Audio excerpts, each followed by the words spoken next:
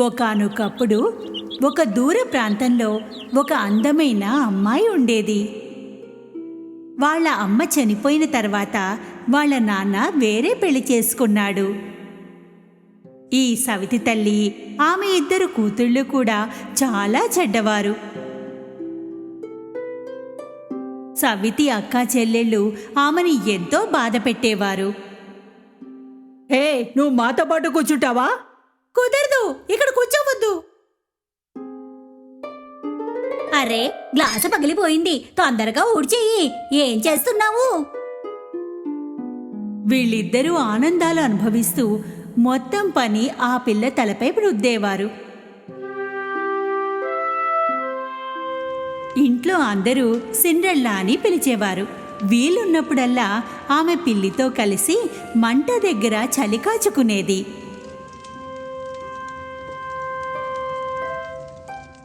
ఒకరోజు రాజభవనం నుండి పిలుపు వచ్చింది. రాజకుమారుడి కోసం ఒక గొప్ప పండుగ చేయబడుతుంది. పెండ్లీడికొచ్చిన అమ్మాయిలందరూ ఆహ్వానితులే. సవితి తల్లి తన కూతుళ్లను తయారు చేసేటప్పుడు సిండ్రెల్లాకి ఇష్టం లేకపోయినా వాళ్ళకి సహాయం చేయవలసి వచ్చింది. రాజకుమారుడికి మీ ఇద్దరికన్నా అందంగా మరెవ్వరూ కనిపించకూడదు. నేనెందుకు రాకూడదు? నేను కూడా యువతనే కదా. అబ్బో, ఈ బట్టలు వేసుకుని పార్టీకి వస్తావా? పార్టీ రోజున సిండ్రెల్లా ఇంటి వద్దే ఒంటరిగా కూర్చుని తన స్థితిపై బాధపడసాగింది. అప్పుడు చిమ్నీలో నుండి ఒక మెరుపు కనిపించింది. ఆ మెరుపులో నుండి ఒక అందమైన దేవత బయటికి వచ్చింది. సిండ్రెల్లా నమ్మలేకపోయింది. ఆమె అచ్చు అమ్మలా ఉంది. బంగారు తల్లి, అమ్మా, నేను నీకు సాయం చేస్తాను. నువ్వు కూడా రాజమహల్కి పార్టీకి వెళ్ళు. నేనున్నానుగా. నిజంగానా? ఎలా? వెళ్ళు. గార్డెన్లో నుంచి పెద్ద సొరకాయని తీసుకునిరా. పిల్లి పిన్నమ్మ, నువ్వు 7 ఎలకల్ని తీసుకునిరా. ఆ దేవత క్షణాల్లోనే ఆ సొరకాయని తన మంత్రంతో అందమైన గుర్రబండిగా మార్చింది.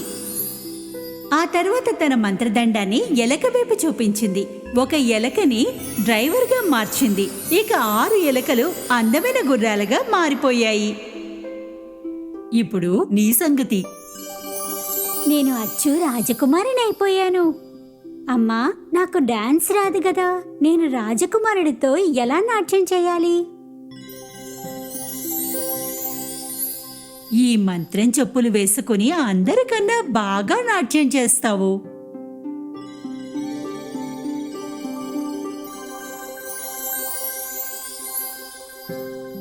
నీవు రాజకుమారుడితో తప్పక నాట్యం చేయాలి.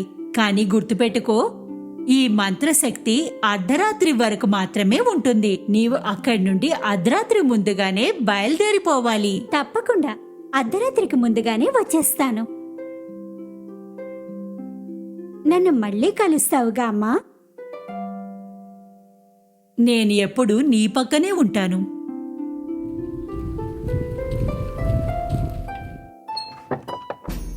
సిండ్రెల్లా రాజభవనంలోకి అడుగుపెట్టగానే అక్కడున్న వాళ్ళందరూ ఆమెని ఆశ్చర్యంతో చూడసాగారు. తన సవితి చెల్లెళ్ళిద్దరూ కూడా తనని గుర్తుపట్టలేకపోయారు. ఇక రాజకుమారుడు ఆమె అందానికి బానిసైపోయాడు. మహారాజుకు మహారాణికి కూడా ఆమె బాగా నచ్చింది. రాజకుమారి అంటే ఇలా ఉండాలి. రాజకుమారుడు ఇక ఆగలేకపోయాడు. సిండ్రెల్లాతో కలిసి నాట్యం చేయసాగాడు. ఎంతో అందంగా నాట్యం చేశారు. ఆమె దగ్గర మంత్రం చెప్పులున్నాయిగా. సవితి తల్లి చెల్లెళ్ళు ఈర్ష్యతో మాడిపోయారు. సిండ్రెల్లా సంతోషంలో మునిగిపోయింది. సమయం మర్చిపోయింది. తల్లి మాట కూడా గుర్తుకు రాలేదు. అకస్మాత్తుగా ఆమె కన్ను గడియారం వైపు పడింది. 12 గంటలకి కొద్ది సమయమే ఉంది. రాజకుమారుని వదిలేసి మెట్లపై నుండి పరిగెత్తుకుని పారిపోయింది. పరిగెడుతుండగా ఒక చెప్పు ఊడిపోయింది. ఆమె ఆ చెప్పుని తీసుకునే స్థితిలో లేదు కదా.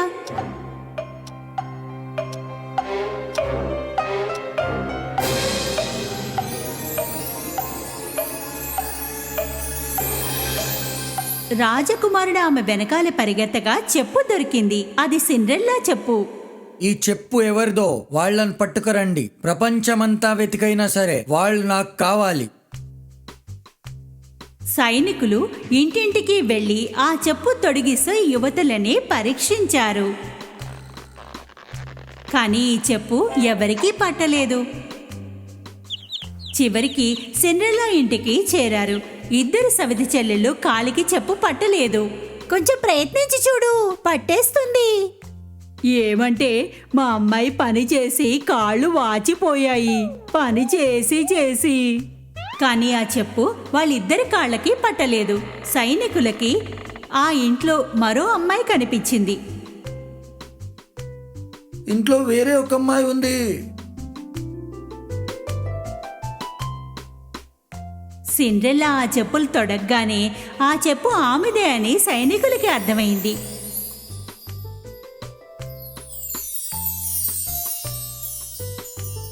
మీరు మాతో పాటు రాజభవనానికి రండి. మా రాకుమారుడు మీకోసం ఎదురు చూస్తున్నాడు. సైనికులు సిండ్రెల్లాని రాజభవనానికి తీసుకెళ్లారు. రాజభవనానికి చేరగానే రాజకుమారుడు చూడగానే ఆమెను సిండ్రెల్లాగా గుర్తుపట్టాడు. చాలా సంతోషించాడు. రాజకుమారుడు వంగి సిండ్రెల్లాని అడిగాడు, రాజకుమారి, నన్ను పెళ్లి చేసుకుంటావా? ఎలాంటి ఆలోచన లేకుండా సంతోషంగా అంగీకరించింది. అప్పటి నుండి వాళ్ళు ఎంతో సంతోషంగా జీవించారు.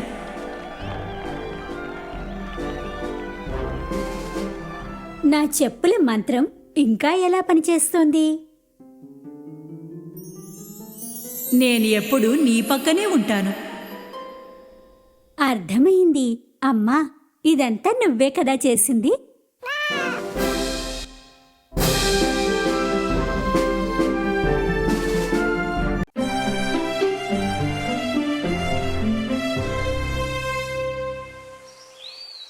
ఒకానొక కాలంలో గొప్ప ధనవంతుడుండేవాడు. అతనికి 3 కూతుళ్ళు. వాళ్ళల్లో 2 పేరాసగల స్వార్థపరులు. అయితే అతని 3వ కూతురు మనసు ప్రేమతో నిండి ఉంటుంది. ఓ రోజు తండ్రికి ఒక విషయం తెలిసింది. అతని కొన్ని ఓడలు తుఫాను వల్ల సముద్రంలో మునిగిపోయాయి. అతను పూర్తిగా నష్టపోయాడు. ప్రస్తుతం ఉంటున్న ఇల్లు తప్ప. పేరాసగల 2 అమ్మాయిలు ఈ విషయం విని కంగారు పడ్డారు. ఆ రోజంతా కూర్చుని నోటికి వచ్చినట్టుగా మాట్లాడసాగారు. ఇంట్లో పనంతా బ్యూటీనే చేస్తోంది. కొద్ది సమయం తర్వాత తండ్రికి తెలిసింది ఒక నావ సముద్ర తీరానికి చేరింది అని. అక్కడికి వెళ్లేందుకు సిద్ధమయ్యాడు. వెళ్లే ముందు తన కూతుళ్ళని అడిగాడు, మీ 3 కోసం ఏం తీసుకురావాలి నేను? డ్రెస్, షూస్, నెక్లెస్, ఇంకా బ్రేస్లెట్. మరి నీవు బ్యూటీ, ఏదో ఒకటి అడుగు. ఒక్క గులాబీ పువ్వు చాలు నాన్నా. తండ్రి ఒక సుదీర్ఘ ప్రయాణం సాగించి ఆ ఓడని చేరుకున్నాడు. అందులో సామాన్ లేదు. ఆ ఓడ కూడా ఎందుకు పనికిరాదు. ఉదాసీనంగా అలసిపోయి ఇంటికి బయలుదేరాడు. చీకటి పడుతుండగా ఒక అడవిని చేరుకున్నాడు. నిశాచరంగా ఉంది. పైగా చలి, మంచు కూడా కురుస్తోంది. ఎన్నో గంటలు ప్రయాణించాడు మంచులో.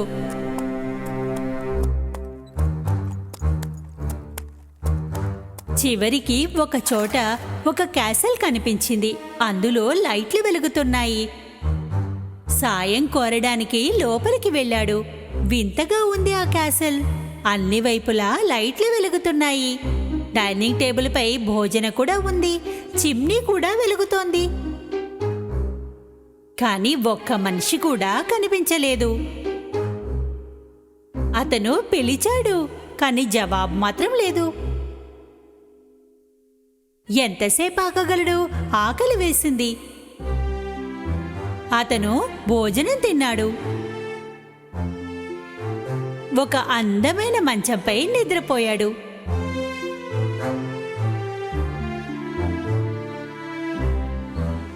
ఉదయం నిద్ర లేవగానే వేసుకోవడానికి కొత్త బట్టలు కనిపించాయి. కిందకి వెడితే రుచికరమైన బ్రేక్ఫాస్ట్ సిద్ధంగా ఉంది. ఇది ఖచ్చితంగా ఒక దేవకన్య భవనమై ఉంటుంది. లేకపోతే ఎవరెందుకు చేస్తారు ఇంత సహాయం? ఆవిడ కలిస్తే కృతజ్ఞతలు చెప్తాను. క్యాసల్ నుండి బయటికి రాగానే అతనికి గార్డెన్లో గులాబీ కనిపించింది. అతను అనుకున్నాడు, తన 2 కూతుళ్లకు ఏమీ తీసుకెళ్ళలేకపోతున్నాను, కనీసం బ్యూటీ కోసమైనా ఏదైనా తీసుకెడతాను. ఒక గులాబీని కోయగానే భూమి కంపించింది. గాలి వేగం పెరిగింది. చెట్ల మధ్య నుండి ఒక పెద్ద రాక్షసుడు బయటికి వచ్చాడు. అతన్ని చూడగానే తండ్రి తల తిరిగిపోయింది. నేను నీకు భోజనం పెట్టాను, గుడ్డలిచ్చాను, ఉండడానికి స్థలం ఇచ్చాను. నీవేమో నా తోటలో పువ్వులు కోస్తావు. ఇదే నా పద్ధతి? తండ్రి అతనికి సారీ చెబుతూ ఒక గులాబీ తన కూతురి కోసం తీసుకెళ్లదలిచానని చెప్పాడు. నీవు చేసిన తప్పుకు నీకు శిక్ష పడుద్ది. నన్ను క్షమించండి. నిన్ను క్షమించాలంటే ఒక షరతు ఒప్పుకోవాలా? బీస్టు ఇలా చెప్పాడు. నీకు 3 కూతుళ్ళున్నారు. వాళ్ళ నుండి ఒక్కరు నాతో ఉండడానికి సిద్ధపడితే నేను నిన్ను బతకనిస్తాను. మనసు నిండా బాధతో తండ్రి ఇంటివైపు ప్రయాణం సాగించాడు. ఇంటికి చేరగానే స్వార్థపరులైన 2 కూతుళ్ళు తండ్రి చెప్పిన కథని విన్నారు. కానీ బీస్ట్ షరతుని విన్నట్టుగానే ఉన్నారు. బ్యూటీ వారికి భిన్నంగా ఉంది. నాన్నా, మీరు ఒప్పుకుంటే నేను బీస్ట్ దగ్గరికి వెళ్తాను. స్వార్థపరులైన 2 అక్కలు సంతోషించారు. ఎందుకంటే వాళ్ళకి అనిపించింది తప్పందా బ్యూటీదే అని. ఉదాసీనంగా తప్పక తండ్రి బ్యూటీని తీసుకుని క్యాసల్కు బయలుదేరాడు.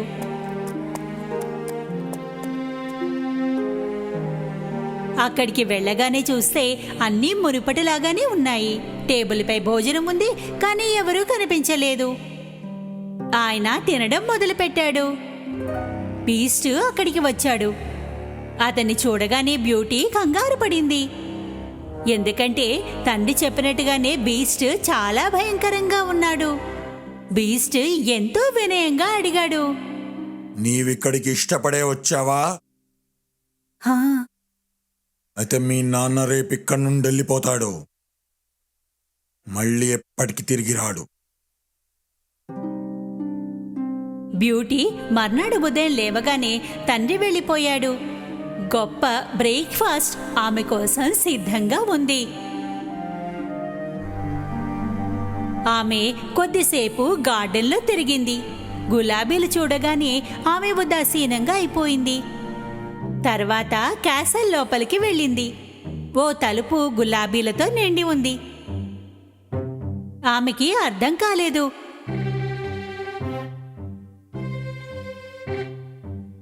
లోపలికి వెళ్ళింది. ఎంతో అందంగా ఆ గది అలంకరించబడి ఉంది. అందులో పుస్తకాలు, పూలు, మ్యూజికల్ ఇన్స్ట్రుమెంట్స్ ఉన్నాయి. ఆమెకు అనిపించింది ఆ గది ఇంత అందంగా అలంకరించిన వ్యక్తి ఎవరిని గాయపరచడు అని. అప్పుడు ఆమె ఒక పుస్తకాన్ని తెరిచింది. దానిలో గోల్డెన్ లెటర్స్లో రాసి ఉంది, మేడం, ఏదైనా కోరుకోండి, చేస్తాను. ఇప్పుడు నాన్నని చూస్తే ఎంత బావుండో. అలా బ్యూటీ అనగానే ఒక అద్దంలో ఆమెకి తండ్రి కనిపించాడు. బ్యూటీ ఎంతో ఆనందించింది. ఆమె తండ్రి ఆమెకి ఎదురుగా ఉన్నాడు. ఆ రాత్రి డిన్నర్ చేస్తుండగా బీస్ట్ కూడా వచ్చాడు. బ్యూటీ, నేను నిన్ను చూడొచ్చా? ఈ క్యాసెల్ మీ సొంతం. నన్నెందుకు అడుగుతున్నారు? లేదు, ఇదంతా నీదే. నీవనుకుంటే వెంటనే నేనే వెళ్ళిపోతాను ఇక్కడి నుండి. బ్యూటీకి ఎంతో ఆశ్చర్యంగా అనిపించింది. ఒకటి అడుగుతాను, నేను నిజంగానే ఎంత అందవికారంగా ఉన్నానా? ఆమెకి అర్థం కాలేదు ఏం చెప్పాలి అన్నది. తల ఊపి అవునని చెప్పింది. అయితే నన్ను పెళ్లి చేసుకుంటావా? ఈసారి కాస్త కఠోరంగా చెప్పింది. లేదు. బీస్ట్ వెనక్కి వెళ్ళిపోయాడు, ఉదాసీనంగా, ఒంటరిగా. ప్రతిరోజు డిన్నర్ చేసేటప్పుడు బీస్ట్ బ్యూటీని కలిసేవాడు. చాలా జాగ్రత్తగా చూసుకునేవాడు కూడా. అలా ఎన్నో రోజులు గడిచిపోయాయి. బ్యూటీకి బీస్ట్ అలవాటైపోయాడు. ఇతను అందంగా ఉంటే బాగుండేది.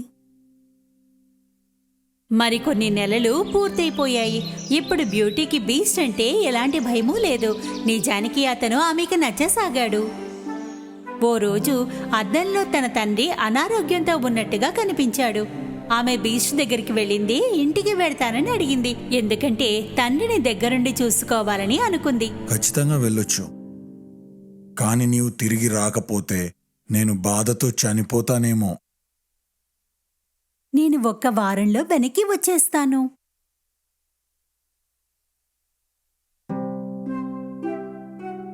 బీస్ట్ బ్యూటీకి ఒక ఉంగరాన్నిచ్చాడు. దాన్ని ఆమె నిద్రపోతుండగా తీసేస్తే తిన్నగా క్యాసిల్ లోపలికి వస్తుంది అని. మర్నాడు ఉదయం ఆమె తండ్రి ఇంట్లో ఉంది. తన పాత మంచంపై నుండి లేచింది. తండ్రిని చూసి చాలా సంతోషించింది. తండ్రి సగం అనారోగ్యం బ్యూటీని చూడగానే తగ్గింది. మధ్యాహ్నం కాగానే బ్యూటీ పెళ్ళైన అక్కలు తండ్రిని కలవడానికి వచ్చారు. ఇంట్లో బ్యూటీని చూసి చాలా కోపం వచ్చింది. ఆమెని కొత్త సమస్యల్లో పడేయాలని చూశారు. ఆమెని ఇక్కడ మరో వారం ఉండేలా చేద్దామనుకున్నారు. బీస్ట్కు కోపం వస్తే ఆమెను చంపేస్తాడు. ఇద్దరు అక్కలు బ్యూటీ దగ్గరికి వెళ్ళి ఏడవసాగారు. వేరువేరుగా ఉండాలని లేదని చెప్పారు. బ్యూటీ అనుకుంది ఇంకో వారం అక్కడే ఉండాలి అని. కొద్ది రోజుల్లోనే బ్యూటీకి బీస్ట్ గుర్తుకు రాసాగాడు. ఓ రోజు కలలో బీస్ట్ తన గార్డెన్లో పడి ఉండటాన్ని చూసింది. ఆమె కంగారు పడుతూ లేచింది. నేను ఎంత స్వార్థపరురాల్ని. ఆమె అదే సమయంలో ఉంగరాన్ని తీసేసింది. ఇక ఆ మర్నాడు బీస్ట్ క్యాసెల్లో లేచింది. రోజంతా బీస్ట్ గురించి ఎదురు చూసింది. కానీ అతని గురించి ఏమీ తెలియలేదు. ఎన్నో గంటలు ఎదురు చూసింది, కానీ బీస్ట్ నుండి ఏ కబరు లేదు. ఉన్నట్టుండి ఆమె గార్డెన్కు వెళ్ళింది. బీస్ట్ అక్కడ పడి ఉన్నాడు, అచ్చు కలలో చూసినట్టుగానే. బ్యూటీ పరిగెత్తి అతని దగ్గరికి వెళ్ళింది. అతని హత్తుకుంది. బీస్ట్ గుండె కొట్టుకుంటోంది. అతను ఎంతో కష్టం మీద కళ్ళు తెరిచాడు. ఇలా అన్నాడు, అసలు నీ వస్తావని అనుకోలేదు నేను. అందుకే తిండి మానేసి చావడానికి సిద్ధమైపోయాను. నువ్వంటే నాకిష్టం. నన్ను నువ్వు పెళ్లి చేసుకుంటావా? అదే క్షణాన ఏదో మాయ జరిగింది. క్యాసల్ అందాలు రెట్టింపు అయ్యాయి. బ్యూటీ మెరుస్తున్న కళ్ళతో 4 వైపులా చూసి బీస్ట్ని వెనక్కి తిరిగి చూస్తే అక్కడ యవ్వనంతో ఉన్న అందమైన రాజకుమారుడున్నాడు. అతన్ని చూడగానే బ్యూటీకి ఏడుపొచ్చేసింది. మీరు ఎవరు? బీస్ట్ ఇక్కడ ఉండాలి. ఏమయ్యాడు? రాజకుమారుడు ఆమెకిలా చెప్పాడు, నేనే ఆ మృగాన్ని. ఒక రాక్షసి నన్ను మంత్రశక్తితో ఆ మృగాన్ని తయారు చేసింది. నీవు నన్ను పెళ్లి చేసుకుంటా అని అనకుండా ఉంటే జీవితాంతం అలాగే ఒక మృగంగా బతికేవాణ్ణి. బ్యూటీ ఇది విని చాలా సంతోషించింది. మంచి మనసున్న అసలైన ప్రేమ ఆమెకు లభించింది. బ్యూటీ రాజకుమారుడు వివాహం చేసుకున్నారు. ఎప్పటికీ సంతోషంగా జీవించారు.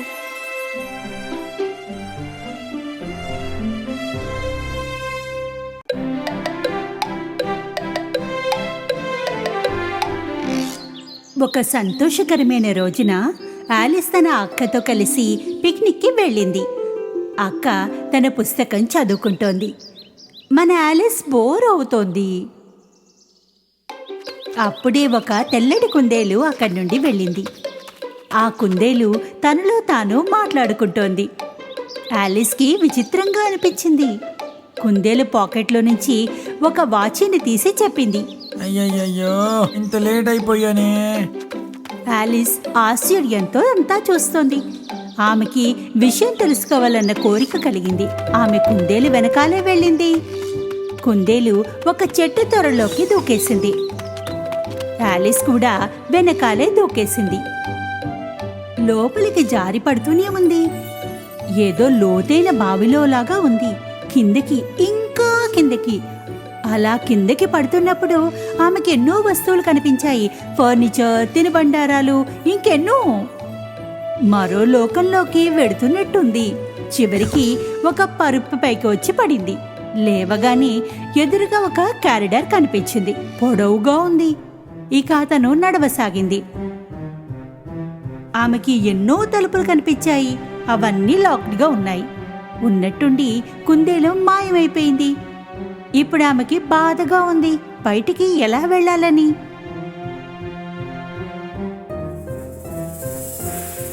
అప్పుడే ఆమెకి ఒక టేబుల్పై పెట్టి ఉన్న బంగారు తాళం కనిపించింది. ఆ తాళాన్ని ఆమె ప్రతి తలుపులోకి పెట్టింది. కానీ తాళం చాలా చిన్నదైపోయింది. ఇక్కడ అక్కడ చూశాక దానికి పరదా వెనకాల దాగి ఉన్న ఒక చిన్న తలుపు కనిపించింది. తాళం పెట్టగానే తలుపు కాస్త తెరుచుకుంది. తెరుస్తూనే ఆమె చూసింది ఒక అందమైన గార్డెన్. కానీ ఆలిస్ అందులోకి వెళ్ళలేకపోతోంది. ఎందుకంటే తలుపు చాలా చిన్నది. ఆమె లోపలికి వచ్చాక టేబుల్పై ఒక చిన్న బాటిల్ ఉంచబడింది. దానిపై డ్రింక్ మీ అని రాసుంది. ఆలిస్ గడగడమని దాన్ని తాగేసింది. ఆ జాదూ షర్బత్ని ఎంత తాగితే అంత చిన్నది అయిపోతోంది. ఆమె ఎంత చిన్నది అయిపోయిందంటే తలుపులో నుండి బయటికి వెళ్ళగలదు.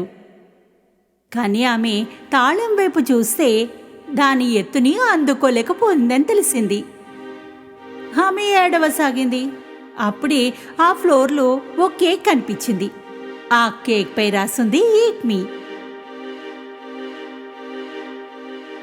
ఆలిస్ ఆ కేక్ నుండి ఓ ముక్కను తీసుకుని తింది. తినగానే ఆమె మళ్ళీ పెద్దదైపోవసాగింది. ఇప్పుడు తాళాన్ని తీసుకోగలదు, కానీ తలుపులోంచి ఎలా వెళ్ళగలదు? ఆలిస్ చాలా బాధపడింది.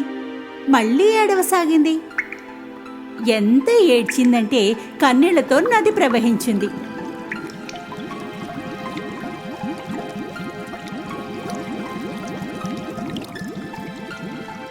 అప్పుడు ఆ కుందేలు హడావిడిగా పరిగెత్తింది.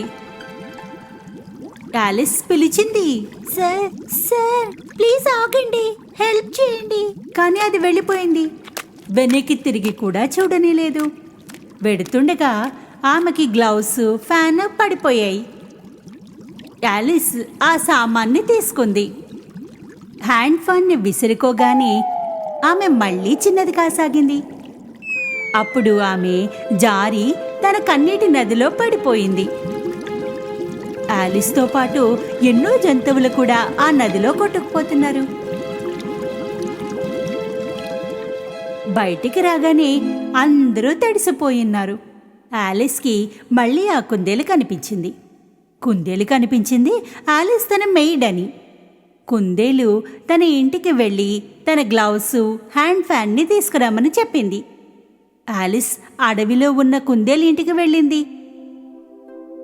లోపలికి వెళ్ళగానే ఆమెకి హ్యాండ్ ఫ్యాన్, గ్లౌస్ కనిపించాయి.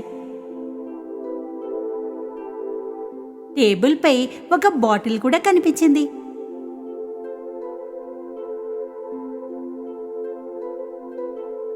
ఆమె బాటిల్ తీసుకుని జాదూ షర్బత్ని పూర్తిగా తాగేసింది.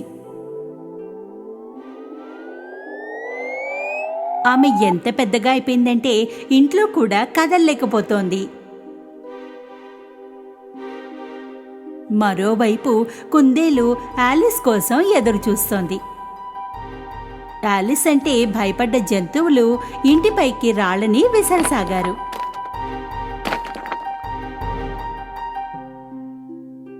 వాళ్ళు విసిరిన రాళ్ళు ఇంట్లో పడగానే అవి కేక్ అయిపోతున్నాయి. ఆలిస్ కేక్ తినగానే మళ్ళీ చిన్నగా అయిపోయింది. ఇంటి బయటికి రాగలిగింది. అయితే ఈసారి ఆమె మరీ చిన్నదైపోయింది.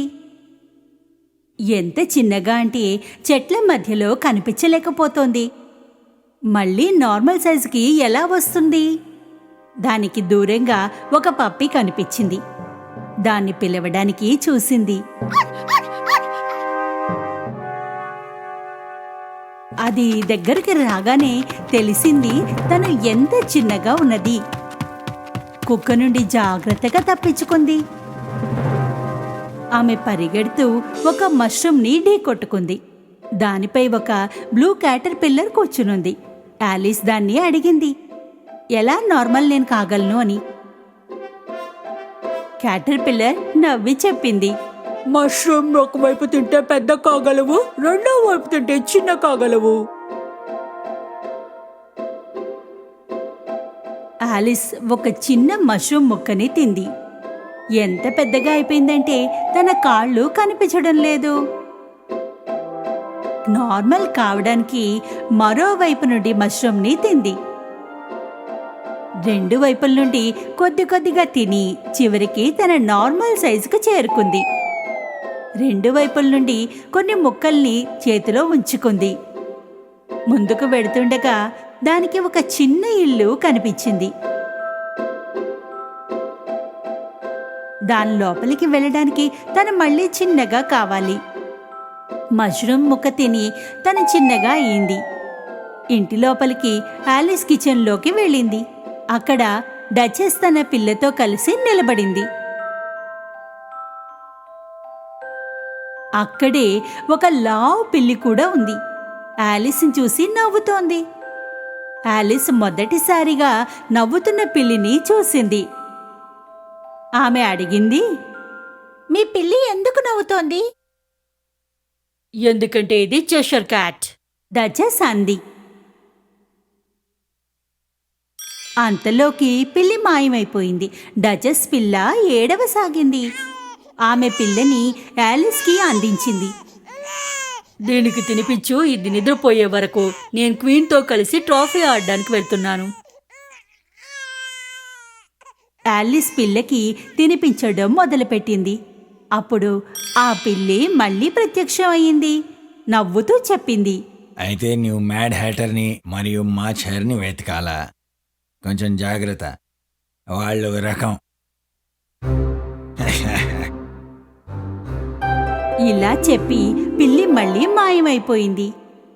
ఆలిస్ కోపంతో అరిచింది, ఇలా మళ్ళీ మళ్ళీ మాయం కావడం, ప్రత్యక్షం కావడం ఆపి. చెషర్ క్యాట్ మళ్ళీ వచ్చింది. సరే, నేను మెల్లిమెల్లిగా మాయమవుతాను. ముందుగా తోక మాయమైంది. పొట్ట ఇంకా కాళ్ళు, కేవలం ముఖం మిగిలి ఉంది. ఆలిస్ బయటికి వెళ్ళింది. ఆమెకి మార్చ్ హెయిర్ ఇల్లు దొరికింది. మార్చ్ హెయిర్ మ్యాడ్ హ్యాటర్తో కలిసి చాయ్ తాగుతున్నాడు. మార్చ్ హెయిర్ చెవుల మధ్య జుట్టు ఉంది. ఆలిస్కి తెలియలేదు ఎందుకు ఇదంతా అని. మ్యాడ్ హ్యాటర్ ఒక హ్యాట్ పెట్టుకొని ఉన్నాడు. ఒక ఎలుక టేబుల్పై హాయిగా నిద్రపోతోంది. ఆ ఇద్దరూ దాన్ని తలగడలాగా వాడుకుంటున్నారు. ఆలిస్ రావడంతో ఇద్దరూ అరిచారు, చోటు లేదు అని. ఇంత చోటు ఉంది కదా? మ్యాడ్ హ్యాటర్ ఆలిస్ని అడుగుతాడు. ఆ కాకి నీకు టేబుల్లా ఎందుకు అనిపిస్తాడో ఏమో. నువ్వు చెప్పు, ఎందుకు? నాకు తెలియదు. ఆలిస్ వీళ్ళిద్దరి మాటలు, ప్రశ్నలకు కంగారు పడింది. ఇది అన్నిటికంటే చెత్త మీటింగ్ లా ఉంది. ఆలిస్కి ఒక తలుపు కనిపించింది. ఒక చెట్టు తొర్రలో. లోపలికి రాగానే ఆమెకి ఒక బంగారు తాళం దొరికింది.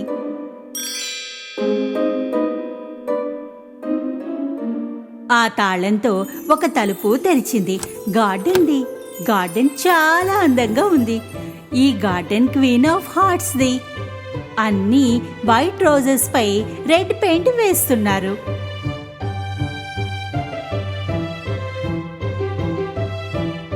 వారంతా పేక ముక్కల్లాగా ఉన్నారు. ఆలిస్ అడిగింది, ఎందుకు పెయింట్ వేస్తున్నావో? అన్ని వైట్ రోజెస్ రెడ్ రోజెస్ గా. గార్డెనర్ చెప్పాడు, క్వీన్ కి రెడ్ రోజెస్ కావాలుండే, కానీ మేం పొరపాటున వైట్ రోజెస్ పెంచాం. క్వీన్ కి తెలిస్తే మా చావు అవుద్ది. అప్పుడే క్వీన్ ఆఫ్ హార్ట్స్ అక్కడికి వచ్చింది. ఆమె సిపాయిలు కూడా పేక ముక్కల్లాగానే ఉన్నారు. మొదటిసారి కనిపిస్తున్న ఆ అమ్మాయిని క్వీన్ ఆఫ్ హార్ట్స్ క్రాకీ ఆడడానికి పిలిచింది. ఆలిస్ అలాంటి క్రాకీ ఫీల్డ్ ని ఎప్పుడూ చూడలేదు. హెడ్ హాక్స్ బాల్ అయ్యాయి, ఫ్లామింగోస్ మెలిట్స్. గేమ్ మధ్యలో ఒకరిపై ఒకరు హార్ట్ హ్యాక్స్ ని గొడవ పడసాగారు. దీంతో క్వీన్ కి చాలా బాధగా అనిపించింది. ఆమె కోపంతో అరిచింది, ఆడుతున్న వాళ్ళందరి తలని తీసేయండి. వారు క్రాకీ పార్టీని క్యాన్సిల్ చేసేశారు. అప్పుడే ఒక గొంతు వినిపించింది. అందరూ కోర్టు వైపు వెళ్లారు. క్వీన్ కిచెన్ నుండి పాయిని దొంగిలించిన జాక్ ఆఫ్ హార్ట్స్ కోర్ట్ కేసుకి అది. క్వీన్ ప్రమాద సమయంలో జాక్ ఆఫ్ హార్ట్స్ ని పట్టుకోలేకపోయింది. మరి శిక్ష ఎలా వేస్తుంది? కుందేలు ఒక కాగితాన్ని చదవడం మొదలుపెట్టింది. ఒక ఆదివారం జరిగిన సంఘటన. మా క్వీన్ ఆఫ్ హార్ట్స్ మా కోసం రుచికరమైన పైస్ తయారు చేసింది. మా జాక్ ఆఫ్ హార్ట్స్ వాటిని దొంగిలించాడు. రాజు గట్టిగా అరిచి చెప్పాడు, మొదలు సాక్షులను పిలవండి ఇక్కడ. మొదటి విట్నెస్ మ్యాడ్ హ్యాటర్ది. మ్యాడ్ హ్యాటర్ గురించి చెప్పగానే ఆలిస్ ఉన్నట్టుండి పెద్దగా కాసాగింది. కుందేలు విట్నెస్ బాక్స్లోకి పిలిచారు. తన పేరు వినగానే ఆలిస్ లేచి నిలబడింది. ఆమె ఎంతగా పెద్దగా అయిందంటే ఆమె డ్రెస్ జ్యూరీ బెంచ్లో ఇరుక్కుపోయింది. కొంతమంది జ్యూరీ మెంబర్లు కూడా పడిపోయారు.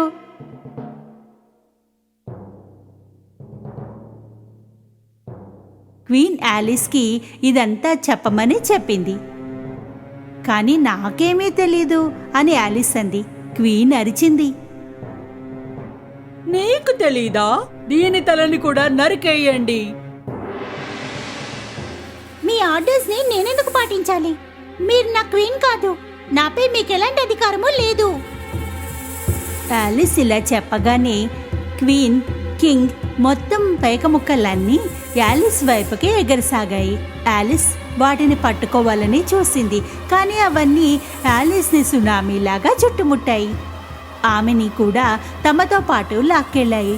తిరిగి తిరిగి ఆలిస్ పేక ముక్కలతో పాటు చేరుకుంది పూల మధ్యలో, ఆకుల మధ్యలోకి.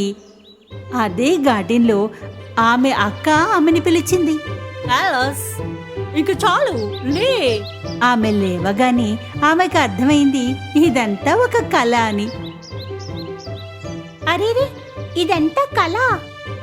భలే కళ.